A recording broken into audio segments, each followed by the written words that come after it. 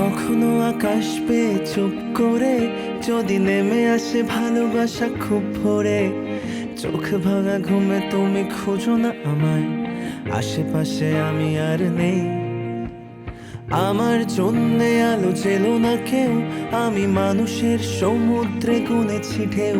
এই স্টেশনের চত্বরে হারিয়ে গেছি, শেষ ট্রেনে ঘরে ফিরবো না না না না না না না না না না না।